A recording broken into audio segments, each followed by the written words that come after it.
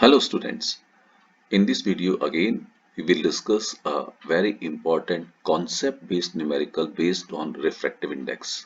ठीक है, सो इसमें रे नीचे से ऊपर जा रही है, मीडियम ए से मीडियम बी की तरफ जा रही है रे, ठीक है, and angles are given 30 degree और 45 डिग्री एंगल्स दिए हुए हैं, बट हमें जो एंगल ऑफ इंसिडेंस और एंगल ऑफ रिफ्रैक्शन निकालना होता है it is with respect to normal.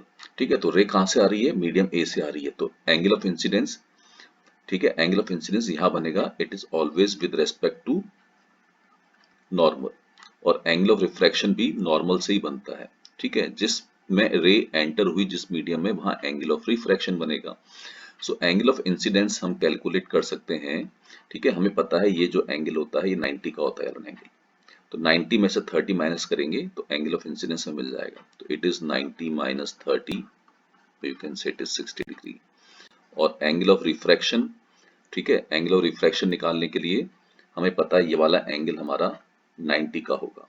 ठीक है, तो 90 में से 45 माइनस करेंगे, सो 90 में से हम 45 माइनस करते हैं तो हमें एंगल ऑफ रिफ्रैक्शन मिलेगा एंड इट इज 45 डिग्री। ठीक है, तो मीडियम ए के अंदर एंगल ऑफ इंसिडेंस बनेगा क्योंकि लाइट मीडियम ए से एंटर कर रही है, मीडियम बी के अंदर एंगल ऑफ रिफ्रैक्शन बनेगा क्योंकि लाइट मीडियम बी में एंटर कर रही है, ए से बी में एंटर कर रही है, तो ए में angle of incidence and B में एंगल ऑफ रिफ्रैक्शन। तो एंगल ऑफ इंसिडेंस हमने निकाल लिया, एंगल ऑफ रिफ्रैक्शन हमने निकाल लिया। अब हमें बताना है refractive index of medium B related to medium A. ठीक है, तो हमें पता है रे कहां से जा रही है, ए से, ए मीडियम से किस में गई, दिस इज द फॉर्मूला, पिछले वीडियो के अंदर भी आप देख सकते हैं, ए से बी में गई। इसको हम कैसे लिखते हैं, refractive index of B with respect to A. ठीक है, इसको फर्दर कैसे लिखते हैं, absolute refractive index of B upon absolute refractive index of A. ठीक है, it is equal to sine i upon sine r is equal to V1 upon V2। ठीक है, V1 बनेगा यहाँ पे, सपोज यहाँ पे स्पीड V1 है और मीडियम बी के अंदर स्पीड V2 है। क्योंकि हमें हमसे ये पूछा गया है और हमें क्या दिए हैं, हमें एंगल्स दिए हैं, तो इन दो को हम कनेक्ट करेंगे। So how to calculate refractive index of B with respect to A, it is sine i upon sine r. Sine i आपको पता है it is 60 and sine r it is sine 45। So with the help of knowledge of trigonometry, sin 60 होता है √3/2 divided by, ठीक है, ये जो line है इसको मैंने डिवाइड में चेंज कर दिया है, sin 45 होता है 1/√2। So it can be further calculated as √3/2।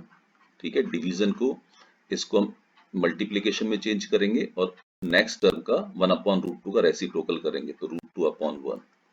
So it can be written as √3, और इस 2 को आप वापस ब्रेक कर लो, √2 इंटू √2, और ऊपर √2 ऑलरेडी आ रहा है, सो √2 विल कैंसिल आउट, तो आंसर इज √3/√2।